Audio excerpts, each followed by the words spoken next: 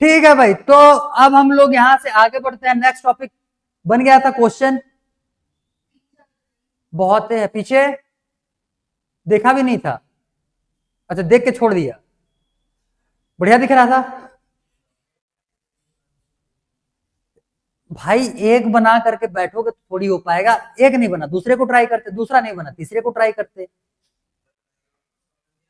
वो देखो, इसमें तो कोई कॉन्सेप्ट वाली बात है नहीं, सारे के सारे जो डायग्राम्स है, बस तुमको आइडेंटिफाई करना है भाई टर्मिनल्स कहाँ कहाँ पे उसके प्रेजेंट होंगे, या फिर लूप कैसे बनेगा, या फिर लेने का। रूल्स तो इसमें है ही नहीं ज्यादा। दो रूल्स है, एक बैटरी में लगाने के लिए और एक रजिस्टर में लगाने के लिए। अब दो रूल्स को बस तुमको याद रखना है, उस हिसाब से लूप बनाओ, करंट का डायरेक्शन को देखो और लिखते चलो भाई, फिर उसमें से जो भी आते हुए जा रहा है।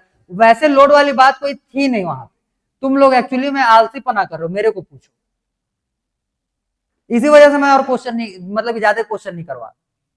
पता है मैं चार क्वेश्चन और लेकर के आऊंगा, मेरे को यहाँ पे खड़े खड़े सॉल्व करना पड़ेगा भाई, और तुम लोग देख देख करके उसको चले जाओगे वापस घर, कोई मतलब का नहीं निकलना है। तो इस हिसाब से घर में बैठ करके कुछ प्रैक्टिस, जब तक क्वेश्चन खुद से नहीं लगाओगे तुमको नहीं समझ में आएगा कि एक्चुअली में प्रोसीजर हम लोग कौन सा फॉलो कर रहे हैं। एक क्वेश्चन सही बना लो और खुद के मेहनत से बनाओ। एक क्वेश्चन अगर सही बना लिए तो तुमको तरीका पता चल जाएगा कि हम लोग सॉल्व कर कैसे रहे हैं। ठीक है, उसके बाद फिर क्वेश्चन बनाने में मजा आएगा, नहीं तो फिर ऐसे ही बोझिल लगते रहेगा और मैं उसमें कुछ भी नहीं कर सकता भाई, क्योंकि ये कॉन्सेप्चुअल पार्ट रहता तो मैं उसको कॉन्सेप्ट समझाता। फैक्ट टाइप से एक फॉर्मूला है, मतलब तरीका है, जिसमें कि एक लूप बनाने हैं, दो रूल्स हैं, बस इतना ही अप्लाई करते हुए चलोगे तो भाई तुम्हारा सॉल्यूशन आ जाएगा उसमें से। ठीक है, चलो खैर कोई नहीं, आगे में तो अभी इसके भर भर करके हम लोग प्रैक्टिस भी बेहतरीन करेंगे। पहले हेडिंग लगाओ आज के लिए, series and parallel combination of sales.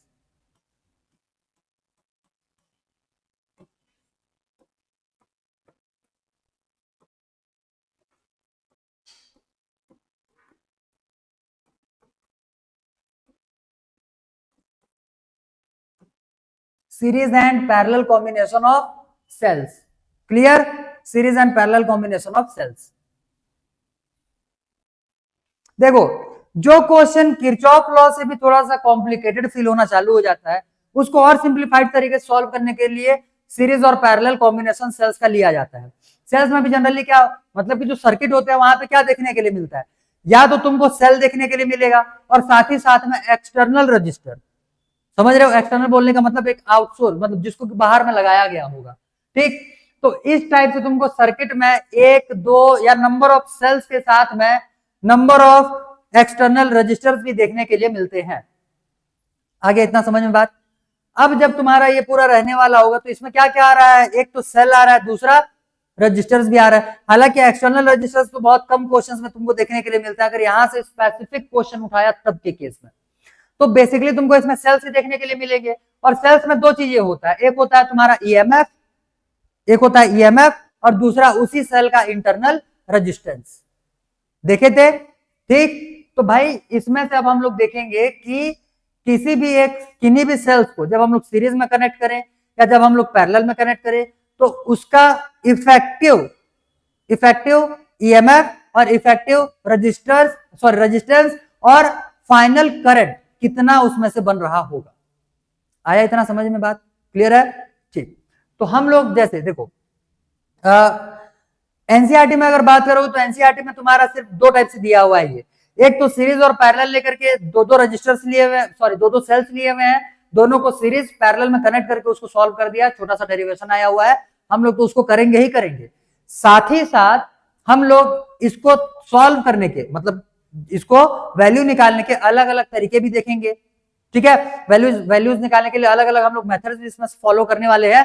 एक तो देखेंगे पोटेंशियल मेथड, ठीक है, जिसमें कि पोटेंशियल निकाला जाता है, पोटेंशियल कैसे निकाला जाता है वो बताऊंगा। और दूसरा किरचॉफ किरचॉफ लॉ, सेकंड में क्या आ जाएगा इसमें से, किरचॉफ लॉ। तो किरचॉफ लॉ का भी यूज करते हुए हम लोगों को क्वेश्चन सॉल्व करना होता है। ठीक है, तो मैं तुमको यहाँ पे दोनों ही तरीके बताऊंगा, तुमको जो समझ में आए और जो इजी लगे, ठीक है, उसी को बस तुमको लिखना है भाई, उसी को ले करके चलोगे, जो तुमको इजी लगे, जो तुमको सुटेबल लगे। मैं यहाँ पे दो दो मेथड्स बताऊंगा दोनों के लिए। क्लियर? चलो ठीक। तो सबसे पहले सीरीज, अब देखो सीरीज और पैरेलल कनेक्शन के लिए एनसीईआरटी में दो डिफरेंट सेल्स का ही उसमें लिया हुआ है डेरिवेशन में, ठीक है। मैं दो डिफरेंट सेल का तो बता ही रहा हूं, साथ ही साथ तुमको अगर सेम सेल्स होंगे तब के कंडीशन भी देख लेंगे वहां पे। इन केस अगर आ जाता है क्वेश्चन तो भाई छूटना नहीं चाहिए। तो सबसे पहले नंबर पे हम लोग देखेंगे इसमें सीरीज कॉम्बिनेशन।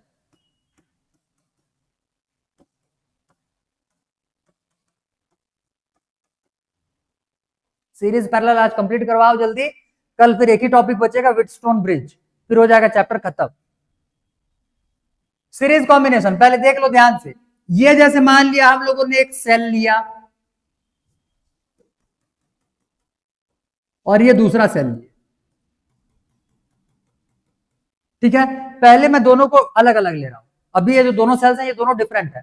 फिर एंड में हम लोग एक केस बना लेंगे कि दोनों ही सेल्स अगर आइडेंटिकल होते हैं, बोलने का मतलब सेम होते हैं, तब के केस में उसका वैल्यू क्या आने वाला रहेगा, ठीक है। तो देखो ध्यान से, ये है बैटरी, तो बैटरी सॉरी ये सेल है तो ये हो जाएगा उसका ईएमएफ E1, ये हो जाएगा उसका इंटरनल रेजिस्टेंस R1। क्योंकि अलग अलग सेल है तो दोनों ही डिफरेंट होंगे, फिर ये हो जाएगा इसका E2 और ये हो जाएगा R2। अब ध्यान से समझो, पॉइंट है ये A, दूसरा टर्मिनल यहां बनाओ कि यहां बनाओ, दूसरा पॉइंट यहां पे लिखे या यहां लिखे, बात ना। क्योंकि रजिस्टर और ये जो दो डंडी बनाए हुए हैं ये दोनों मिल करके सेल होते हैं, समझे।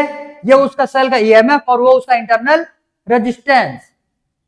यहां से तो ये एक पॉइंट हो जाएगा, इसको मान लो B, और ये एक पॉइंट हो जाएगा, इसको मान लिया हम लोगों ने C, ठीक है। क्लियर। एक रिलेशन तुमको याद रखना है इसको सॉल्व करने के लिए, V is equals to E minus I R होता है। अरे निकाले हो कि नहीं निकाले हो, V is equals to E minus I R, ठीक है, ठीक है। तो ये हो जाएगा भाई पोटेंशियल और ये इलेक्ट्रिक सॉरी ईएमएफ और सेल ईएमएफ, और वो हो जाएगा तुम्हारा आई आर। क्लियर। अब आगे देखो, जब हम लोग इसको सॉल्व करने वाले रहेंगे तो पहले तो इसमें से इफेक्टिव रेजिस्टेंस कितना होने वाला होगा, इफेक्टिव ईएमएफ कितना होने वाला होगा, बेसिकली ये दो चीजों तुमको फाइंड आउट करना होता है। हम लोगों को इसमें से एक ऐसा इक्वेशन बनाना है जिसका फॉर्मेट ये हो, इसमें से हम लोग को एक ऐसा इक्वेशन बनाना है जिसका फॉर्मेट ऐसा हो, तब उसमें कंपेयर कर पाओगे कि E1 के जगह पे क्या हो जाएगा और I के साथ जो मल्टीप्लाई रहेगा रेजिस्टेंस, वो सारे के सारे क्या हो जाएंगे तुम्हारे रजिस्टर्स, ठीक है। आगे देखो, तो यहां से ये हम लोग का अगर मान करके चलोगे कि E इफेक्टिव का फॉर्मूला और ये R इफेक्टिव का फॉर्मूला होगा, इस केस में इसको हम लोग कंपेरिजन के लिए यूज करेंगे। तो सबसे पहले सीरीज कनेक्शन में कौन सा मेथड बताएं, देखो एक तो पोटेंशियल मेथड होता है और दूसरा तुम्हारा हो जाएगा कौन सा बोलने से क्या बोलते हैं उसको, किरचॉफ लॉ। तो मैं दोनों से बता रहा हूं ताकि थोड़ा थोड़ा दोनों ही तुम्हारा समझ में आ जाए, याद हो जाए। देखो मेथड 1 पोटेंशियल मेथड,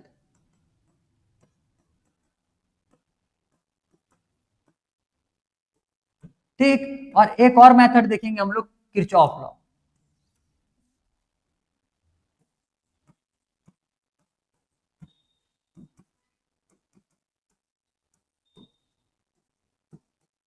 एक किरचॉफ लॉ से देखेंगे। क्लियर। अब देखो किरचॉफ लॉ तो हम लोगों ने अभी अभी देखा हुआ था, तो उसी को निपटा दें क्या, पहले उसी को पहले निपटा देते हैं। अच्छा रुको, पहले पोटेंशियल मेथड देख लो भाई, ये देख लो एनसीईआरटी में ये दिया हुआ है, इसको पहले देख लो, इसको समझ लो क्या बोल रहा है इसमें। अब पोटेंशियल मेथड बोलने का मतलब इन दोनों ही टर्मिनल्स के बीच का जो पोटेंशियल होगा, इन दोनों ही टर्मिनल्स के बीच का जो पोटेंशियल होगा। अब तो ये सीरीज में आ गया है, सीरीज में जब आ चुका है तो मान लो यहां से हम लोगों ने करंट निकाला, करंट यहाँ पे फ्लो करवाया, तो अभी मैं इस साइड में भी करंट में फ्लो करवा दे रहा हूं सीधा, ठीक है। या फिर इधर भी लोगे तो भी चल जाएगा, इस साइड में भी अगर करंट, क्योंकि ये प्लस टर्मिनल हो जाएगा और ये माइनस टर्मिनल, तो इधर से ये करंट भागेगा इधर और घूम करके वापस उसी में आएगा। अरे भाई आगे कोई ना कोई सा रजिस्टर से जुड़ेगा और घूम करके वापस उसी में आएगा वो। तो ये जो करंट आई है, समझो दोनों टर्मिनल्स मतलब ए और सी के बीच का जो पोटेंशियल होगा वो potential between A B plus potential between B C. कुछ समझ में आ रहा है इतना। अरे जब हम लोग लेते थे यहां पे सीरीज में, जब रजिस्टर्स लेते थे,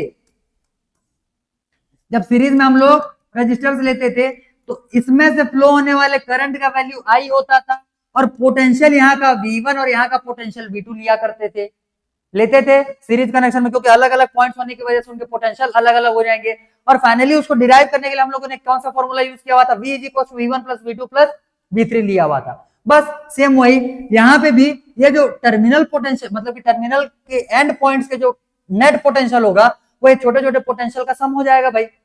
समझे बात इतना? तो देखो क्या हो जाएगा, V of A C,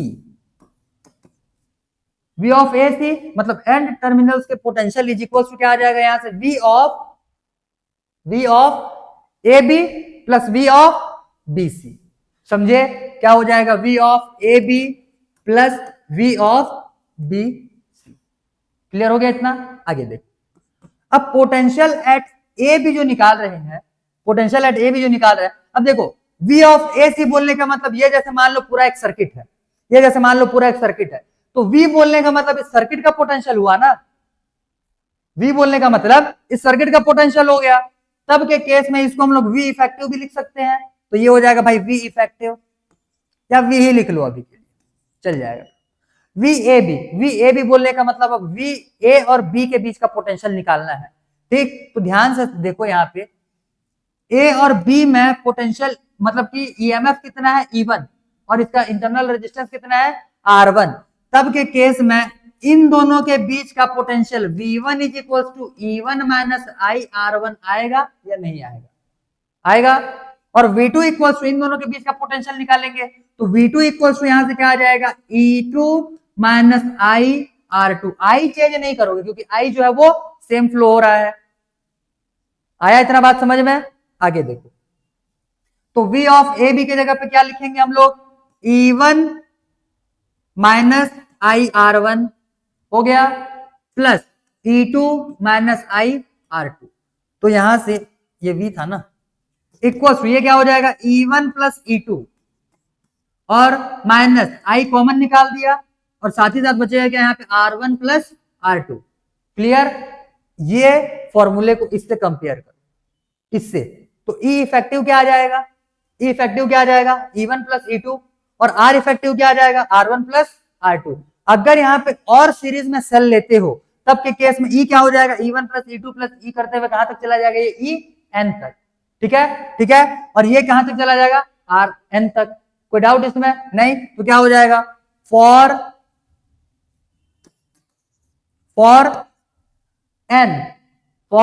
n cells V is equal to यहां से क्या हो जाएगा E1 प्लस E2 प्लस करते हुए ये EN तक चला जाएगा और माइनस I ये क्या हो जाएगा R1 प्लस R2 और ये करते हुए RN तक चला जाएगा। नाउ कंपेयरिंग विथ उस इक्वेशन से, ठीक है, comparing with V is equal to E effective minus I R effective. ठीक है, यहां से कंपेयर करो मिल। अच्छा ये छोड़ो, अभी यही भर गया, क्या करोगे इसमें, उसको दूसरे वाले में लिखेंगे। E effective is equals to क्या हो जाएगा, E effective equals to E1 plus E2 plus ऐसे करते हुए ये EN तक चला गया। ठीक है, और वहीं R effective is equals to क्या हो जाएगा, ये R effective equals to R1 plus R2 plus करते हुए ये RN तक चला जाएगा। आया इतना बात समझ में? तो यहां से E इफेक्टिव का वैल्यू मिल गया, यहां से R इफेक्टिव का वैल्यू मिल गया, बन जाएगा क्वेश्चन। ठीक, अब अगर बोला जाए कि इस पूरे सिस्टम से, मतलब ये तो पूरा का पूरा एक सर्किट बन गया जिसमें कितने सेल्स हैं, 2 सेल्स है। बोला जाएगा कि ये जो 2 सेल्स का बना हुआ कॉम्बिनेशन से जो सर्किट है इसमें से करंट कितना निकाल सकते हो, तो I का वैल्यू क्या होता है, I is equal to E effective divide by, अरे I is equal to V by R होता है कि नहीं होता, होता है। तो यहां से E इफेक्टिव मतलब ये पोटेंशियल ही है यहाँ का, ये सिर्फ सेल से, सर्किट से नहीं, सारे सेल्स के जो सीरीज कॉम्बिनेशन है यहां से कितना करंट ड्रॉ कर सकते हैं ये पूछ रहा है, समझे। तब के केस में I इज इक्वल टू इन सभी का नेट करंट कितना बाहर निकलेगा वो निकालेंगे, तो हो क्या जाएगा, ये E1 प्लस E2 प्लस ऐसे करते हुए ये कहां तक जाएगा EN मतलब पोटेंशियल डिवाइड बाई रेजिस्टेंस। अरे V is equal to RI होता है कि नहीं होता है, तो I इज इक्वल टू क्या हो जाएगा V बाई आर हो जाएगा, और वी की जगह पे यहाँ पे क्या ले रहे हैं, ईएमएफ ऑफ द सेल।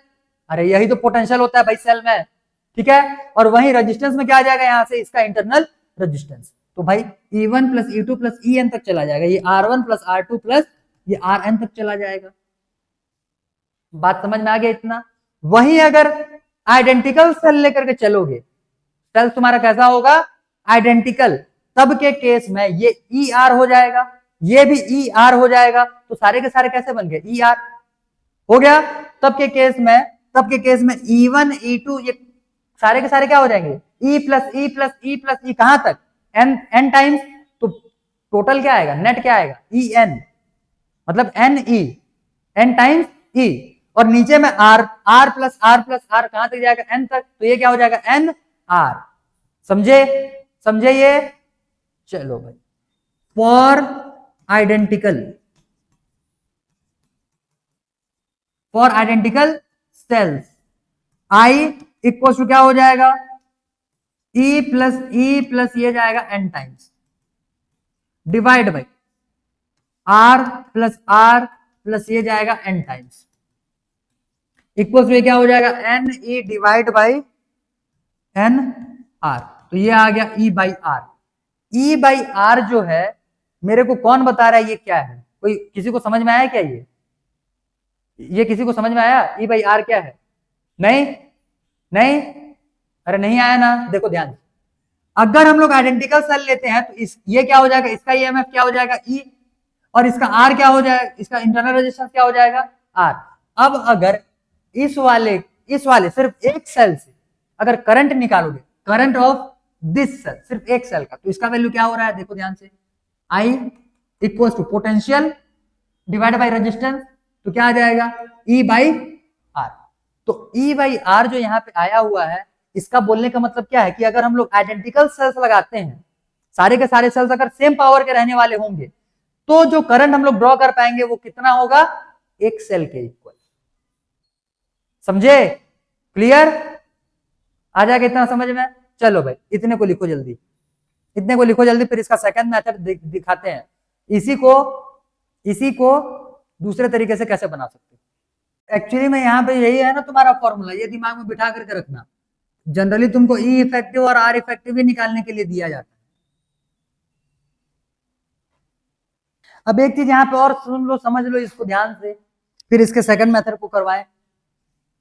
इसमें सेल को पलट के भी दे सकता है भाई, क्लियर, इसमें सेल को पलट के भी दे सकते हैं। एक काम करें, पहले मैं सेकंड मेथड ही बता देता हूं, फिर ये सेल पलटने वाला केस बताते हैं।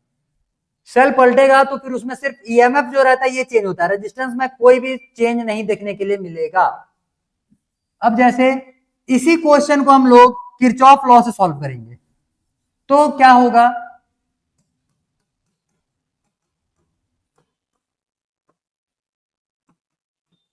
किरचॉफ लॉ से अगर इसको सॉल्व किया जाए, ध्यान दो, किरचॉफ लॉ से अगर सॉल्व करेंगे, बोलने का मतलब इन दोनों टर्मिनल्स के बीच का पहले पोटेंशियल देखना है हम लोगों को, और उसको इक्वेट करेंगे, और फिर उधर से करंट फ्लो करवा के लाएंगे भाई। तो हो क्या जाएगा यहां से, V of A C equal to, current हम लोगों ने किधर से निकाला, इधर से, करंट इधर से निकाले, उधर से घूम करके जब आओगे, इधर से घूम करके आओगे, तो करंट का डायरेक्शन है ये है करंट का डायरेक्शन, और ये हो गया करंट का डायरेक्शन, और पाथ कोई सा भी चूज कर लो, मान लो हम लोगों ने ये वाला पाथ सिलेक्ट कर लिया, इतना समझ में आ गया। अब एक काम करो, इसको ऐसे लिखा, देखो किरचॉफ लॉ को जब हम लोग स्ट्रेट लाइन में जब इसको में अप्लाई करेंगे, तो इसको अप्लाई करने का एक और तरीका क्या होता है समझो, एक जगह से चालू करो, जैसे यहां से चालू करते हुए चलते हैं, तो पॉइंट ए का पोटेंशियल प्लस इसका पोटेंशियल प्लस इसका पोटेंशियल प्लस इसका पोटेंशियल प्लस इसका potential equals to end potential.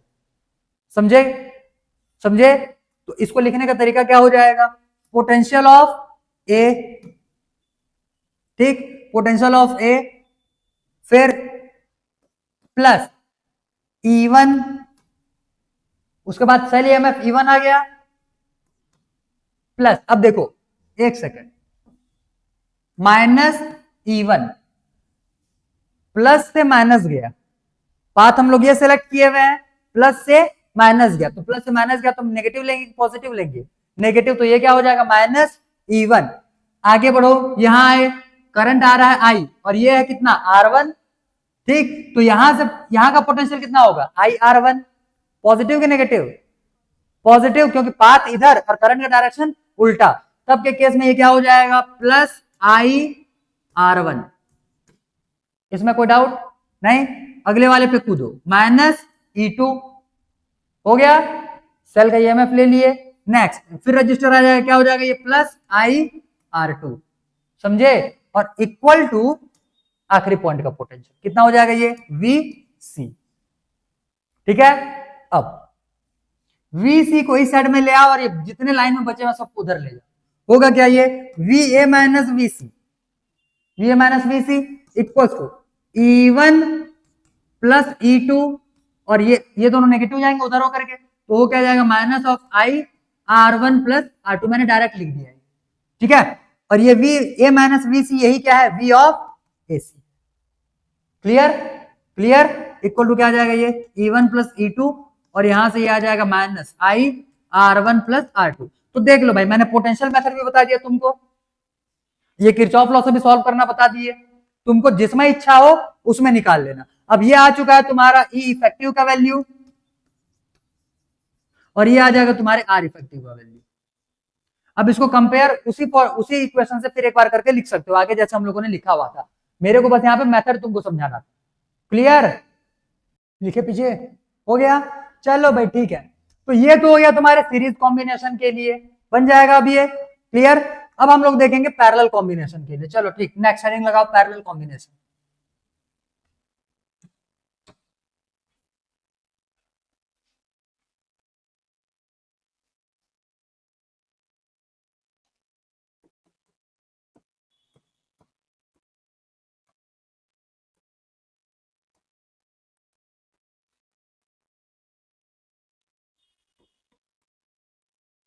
Parallel combination में अब हम लोग करेंगे क्या, दो सेल इसमें भी लेकर के चलते हैं।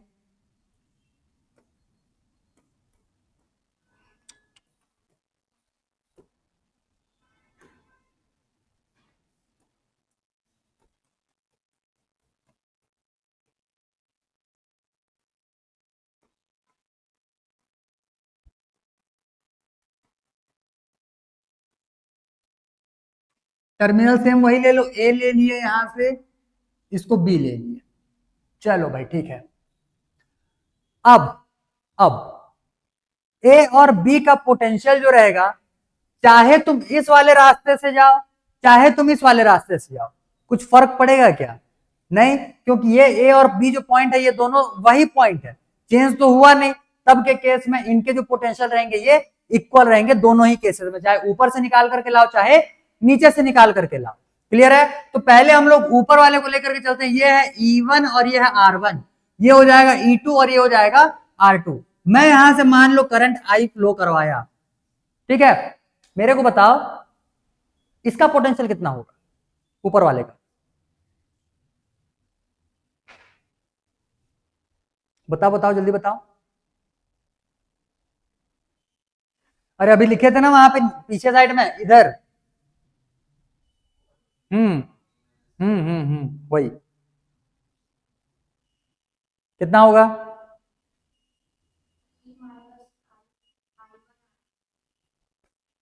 कैसे? तो यहां से तो करंट आई निकाले हैं, डिवाइड हो जाता है, ठीक है। तो यहां पे हम लोगों का करंट आई जब फ्लो करवाएंगे, इस पॉइंट के बाद पहुंचने के बाद करंट डिवाइड हो जाएगा। तो मैंने यहाँ पे आगे का नहीं लिखा था इसी वजह से कि भेजे में कुछ है या पूरा गोबर भरा हुआ, ठीक।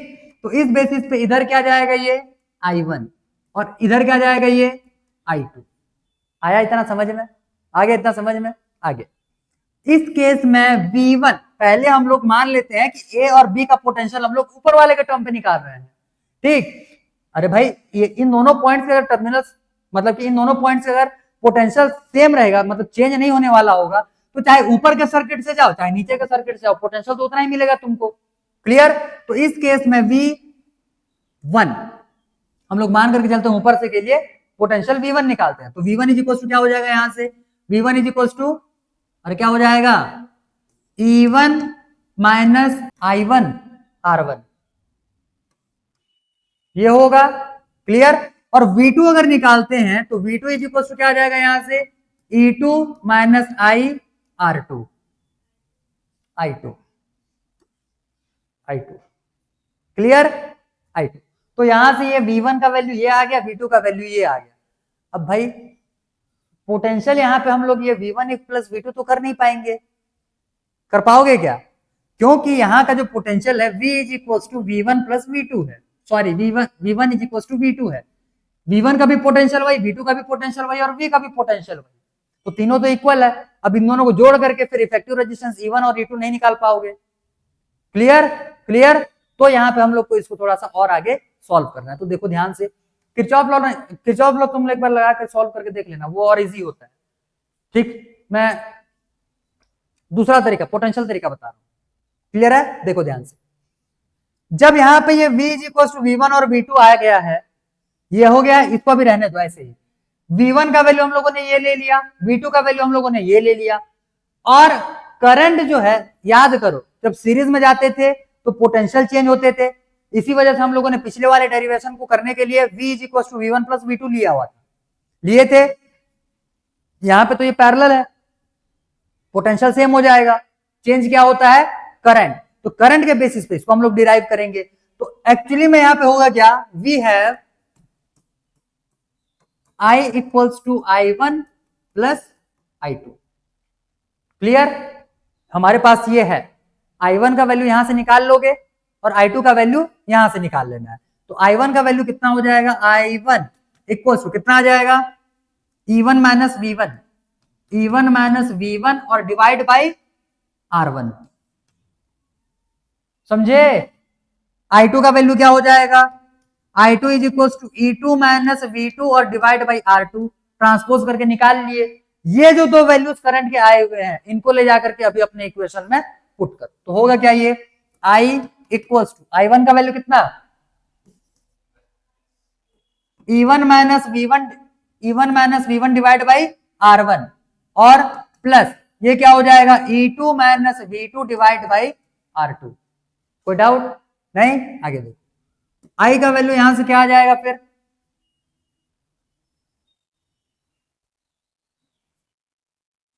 एक काम करते हैं, इसको पहले लिखो, V1 और V2 तो दोनों आपस में इक्वल है, ठीक है, तो इसके जगह पे हम लोग V लिख सकते हैं। क्या हो जाएगा ये, E1 बाई, चलो बाद ही में लिख लेंगे, E1 बाई R1, ये हो गया E1 by R1 minus V1 by R1 plus E2 by R2 minus V2 by R2। Clear. Clear. 60 के लिखो, I इक्वल टू क्या हो जाएगा, E1 by R1 plus E2 by R2 और minus V1 by R1 plus V2 by R2। इतने में कोई doubt? अब V1 और V2 तो दोनों इक्वल है, तो यहां से इसको V से रिप्लेस करके मैं उसको कॉमन ही निकाल देता हूं, ठीक है। तो हो क्या जाएगा, I equals to E1 by R1 plus E2 by R2 minus V, ये हो जाएगा 1 by R1 plus 1 by R2, इसमें लिख देना as V is equal to V1 is equal to V2, यही है ना, ठीक है। तो इतना आया है भाई, हम लोगों को क्या निकालना होता है, V1 मतलब कि V is equal to E effective minus R effective से कंपेयर करना पड़ेगा इसको हम लोग को। अरे E इफेक्टिव निकालने के लिए इससे ना कंपेयर करोगे, अभी हम लोग किसके टर्म में वैल्यू ला रहे हैं, I के रिस्पेक्ट में। हमारे पास पोटेंशियल भी है कि नहीं है ना, हम लोग को किसके रिस्पेक्ट में निकालना है वैल्यू, पोटेंशियल के रिस्पेक्ट में। और फॉर्मेट कैसा होना चाहिए, V is equal to E minus I R का। आया बात समझ में? इतना क्लियर है? चलो ठीक, तो यहां से इसको आगे और सॉल्व करेंगे। एक काम करें, मैं इसको अरेंज पहले कर लूं भाई, जगह चाहिए। एक तो ये हो गया सर्किट तुम्हारा, यहां से ये जो वैल्यूज है इसको लिख दिया ये बाजू में, इसको दिमाग में बिठा करके रखना। और यहां से ये V is equal to V1 plus V2 हम लोगों ने लाया हुआ था, इसको भी टांगो ऊपर।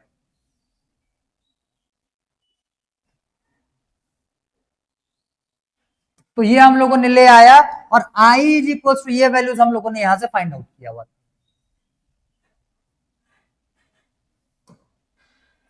ये ठीक, तो वो सारे वैल्यूज हम लोगों ने फाइंड आउट किए हुए हैं, उनका यूज हम लोग को इधर करना पड़ेगा। आगे देखो, तो आई का वैल्यू ये आ गया, यहां से वी निकालने के लिए सबसे पहले तो ट्रांसपोज इसको करना पड़ेगा, तो इसको ट्रांसपोज ना करो, इसको इधर ले आओ, आई को उधर ले जाओ। बात समझे मैं क्या बोला? पूरे टर्म को इधर ले आओ, आई को उधर ले जाओ। सबसे पहले आई, आई इक्वल्स टू यहां से क्या आ जाएगा, ये आई इक्वल्स टू क्या आ जाएगा, सॉरी वी, वी, और यहां से ये क्या है 1/r1 प्लस 1/r2। चाहो तो इसको सॉल्व कर सकते हो ना, एलसीएम निकाल के सॉल्व करके लिख दें क्या? देखो ये हो जाएगा r1 प्लस r2 और डिवाइड बाई r1 r2, ये हो गया। आगे आगे जब इसको और कंटिन्यू करेंगे, equal to v equal to क्या हो जाएगा, ये e1/r1 प्लस e2/r2। यहां तक में कोई डाउट? ठीक, आगे माइनस आई, इतना तक समझ में आया? अब v के साथ में ये जो प्रोडक्ट है इसको उधर ले जाकर के क्या करोगे, डिवाइड करोगे, इसको उधर ले जाकर के डिवाइड देना है, तो क्या हो जाएगा v इक्वल्स टू, इसको भी सॉल्व कर दें क्या, r1 r2 फिर कैंसिल हो जाएगा, ठीक है, इसको भी सॉल्व करेंगे तो ये क्या आ जाएगा e1 r2 plus e2 r1 divide by r1 r2 होगा ना, तो ये हो जाएगा। अच्छा काम करो, इस चीज को नीचे में उतार दो, यही से रहने दो चलेगा, यहां से ये आ जाए, क्योंकि इसको कैंसिल आउट करोगे तो फिर छोटा सा ही वैल्यू आएगा, लेकिन कचरा दिखेगा, मतलब कचरा नहीं दिखेगा, वो ठीक ठाक दिखेगा, बुक में तुम्हारा कचरा टाइप से दिया हुआ है, तो तुमको वो वैल्यू को याद रखना है।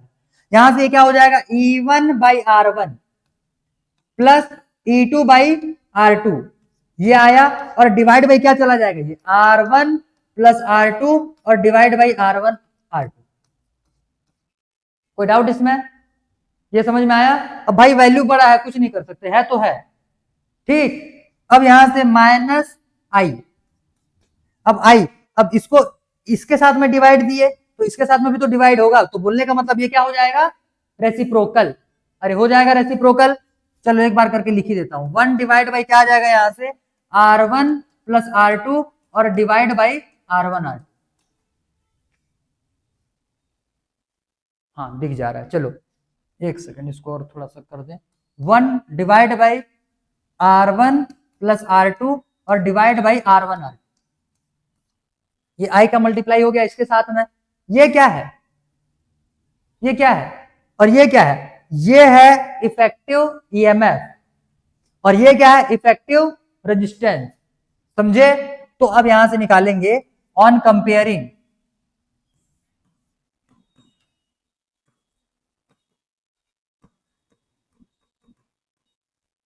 With V is equals to E effective minus I are effective. इस केस में, उस केस में वैल्यूज क्या क्या आ जाएंगे, देखो अब ध्यान से, E का वैल्यू कितना आएगा, E इफेक्टिव पूरा लिखो, यही है formula, E effective equals to E1/R1 plus E2/R2। अब अगर इसको बढ़िया तरीके से, मतलब फॉर्मेट ठीक सुंदर दिखे उस हिसाब से याद करने की कोशिश करोगे तो इसी को लिख सकते हो, इसी को लिख सकते हो, इसी को इसके नीचे में, ठीक, वहां पे उसको हम लोगों ने प्रोडक्ट करके लिखा हुआ है, तो E1/R1 plus E2/R2 divide by 1/R1 plus 1/R2, या तो फिर E1/R1 प्लस E2/R2 और साथ में ये प्रोडक्ट करके लिखे हुए को लिख सकते हो 1R1 प्लस R2 और डिवाइड बाई R1 R2, ठीक है। ये है पूरा वैल्यू इफेक्टिव रेजिस्टेंस का, तब के केस में जब पैरेलली सेल्स को जोड़ा जाता है। आया इतना बात समझ में? और दूसरा वैल्यू किसके लिए है, कहां गया ये किसके लिए है, आर इफेक्टिव के लिए, ये किसके लिए है आर, तो इसको पलट के लिखेंगे ना भाई, लिखे हैं क्या उधर, नहीं लिखे हैं, तो इसको पलट के लिखेंगे फिर, तो R effective equal to 1 divide by कितना है, 1 divide by R1 plus R2 और डिवाइड बाई R1 R2, इसी को सॉल्व करोगे तो ये आ जाएगा R1 R2 और divide by R1 plus R2। समझ में आ गया ये, क्लियर? ध्यान से देखोगे, ध्यान से अगर देखोगे तो देखो यहां पे देखो ध्यान से, ये है क्या, मतलब कि यही R1 यही R इफेक्टिव है कि नहीं है, ट्रांसपोज इसी को ना किए थे, ट्रांसपोज इसी को किए थे। तो आर इफेक्टिव जो है ये जनरली आया क्या है, 1 divide by 1 by R1 plus 1 by R2 आया कि नहीं आया? क्लियर? ठीक है। तो पैरेलली जब कनेक्ट होता है, यहां पे ध्यान दो, R1 और R2 किस में कनेक्टेड है? पैरेलल में। तो इसीलिए इफेक्टिव रेजिस्टर भी तुमको कैसे देखने के लिए मिलेगा, दिखेगा भाई 1 by R1 plus 1 by R2 plus 1 by R3 plus 1 by Rn तक चला जाएगा। वो यहाँ पे 2 लिए हैं तो 2 लिए हुए हैं भाई, जब n लेकर के चलो तो आगे चला जाएगा फिर, समझे? क्लियर? तो ये पैरेलल में, तो इसको पैरेलली आ गया रजिस्टर। ठीक है, चलो तो ये हो जाएगा पैरेलल कनेक्शन के लिए, लिखो इतने को, हो गया, बहुत बढ़िया। अब देखो यहां से, यहां पे मैं तुमको एक चीज बता रहा हूं, अगर बोर्ड के पॉइंट ऑफ व्यू से देखोगे तो ये तुम्हारे लिए सफिशिएंट है, इससे बाहर और नहीं दिया गया। क्लियर? बोर्ड के पॉइंट ऑफ व्यू से इतना ही तुम्हारा है, क्योंकि एनसीईआरटी के सिलेबस उल्टा तो मैंने तुमको 2 तरीके बता दिए उसको डिराइव करने के भी। ठीक, न्यूमेरिकल्स यहां से आने का चांसेस वैसे भी बहुत ज्यादा तो होता नहीं है, लेकिन ये नहीं बोलेंगे कि नहीं आ सकता, यहां से न्यूमेरिकल्स भी आ सकते हैं, लेकिन जो भी न्यूमेरिकल आएगा तुमको या तो सीरीज या फिर पैरेलल कनेक्शन में दिया हुआ रहेगा। क्लियर? और उस बेसिस पे तुमको उसमें से इफेक्टिव रेजिस्टेंस और इफेक्टिव ईएमएफ, ठीक, ये 2 चीजें फाइंड आउट करने के लिए दिया जा सकता है। अगर सीरीज में कनेक्टेड रहे तो सीरीज वाले फॉर्मूले लगाना, मैं पहले ही बोल रहा हूं पैरेलल कनेक्शन के फॉर्मूले बड़े साइज के, इनको याद करने का तुम ट्रिक यूज कर लो, जो तुमको ट्रिक ठीक लग रहा है वो यूज कर लो। ठीक, इसको और अगर सिंप्लीफाई तरीके से अगर देखोगे तो ऐसे भी लिख सकते हो, जैसे ये हो जाएगा E1 by R1 plus E2 by R2, मतलब याद करने के व्यू से ये फॉर्मेट ज्यादा सूटेबल लगेगा। यहां से डायरेक्ट ये वैल्यू ला करके रखेंगे, 1 by R1 plus 1 by R2, ये ज्यादा सूटेबल है इसके कंपैरिजन में, याद रखना। ठीक, सेम वैसे इसके लिए भी कर सकते हो। अगर ये R इफेक्टिव ना निकालना रहा, अगर इसका वैल्यू इतना डायरेक्ट ना लिखना होगा तो क्या लिखेंगे इसको, R1 by R effective equals to 1 by R1 plus 1 by R2, यही ना आएगा? जब इसको सॉल्व करोगे तो ये R1 R2 divide by, sorry R1 plus R2 divide by R1 R2 हो जाएगा, और E इफेक्टिव जब रेसिप्रोकल करोगे तो R1 R2 divide by R1 plus R2 आएगा कि नहीं आएगा? अरे इसी को जब सॉल्व करोगे E R इफेक्टिव निकालोगे तो वही आएगा कि नहीं आएगा? तो उसको मैंने सिंप्लीफाइड वे में इसको लिखा हुआ है, अगर याद करना है तो इस फॉर्मेट में याद रखा करो। वहीं अगर n सेल्स तक जाएगा तब के केस में इसको E1 by R1 plus E2 by R2 plus E3 by R3 ऐसे करते हुए En बाई Rn तक ले लिए उसको, और नीचे में क्या जाएगा 1 by R1 plus 1 by R2 plus 1 by R3, कहां तक जाएगा 1 बाई Rn तक जाएगा। तो फॉर्मेट समझ में आ गया ये। और वहीं अगर दूसरा इसकी बात करोगे तो E R इफेक्टिव क्या हो जाएगा, n तक जब जाओगे तो 1 by R1 plus 1 by R2 करते हुए 1 बाई Rn तक चला जाएगा। फिर आया इतना समझ में?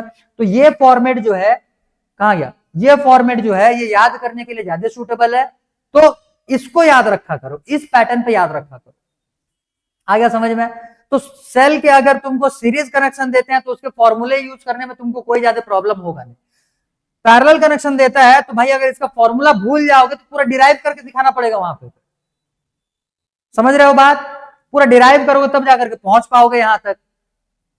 क्लियर?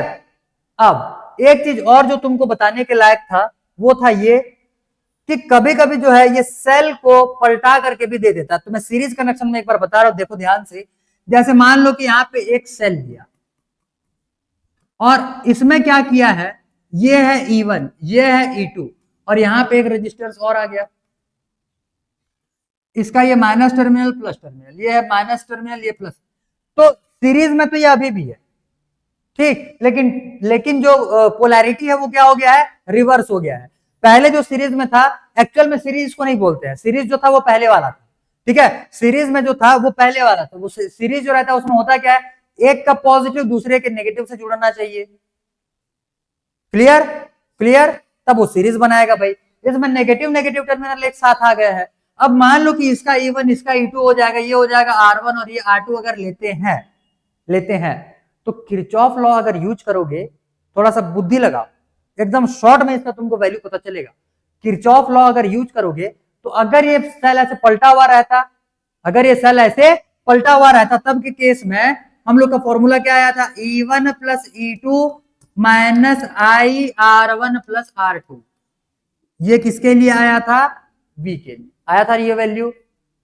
अब अगर किरचॉफ लॉ जैसे यूज किए हुए हैं तो किरचॉफ लॉ में इधर से सॉरी उधर से करंट तो उधर से फ्लो करा के लाए थे, तो अगर इधर से फ्लो करा करके लाओगे नेगेटिव से पॉजिटिव जाओगे तो ये इवन हो गया, इसमें पॉजिटिव से नेगेटिव आओगे तो ये क्या हो जाएगा, माइनस हो जाएगा, सीधी सी बात। तब के केस में एक जो पलटाया हुआ है वही किस में चला जाएगा, माइनस में।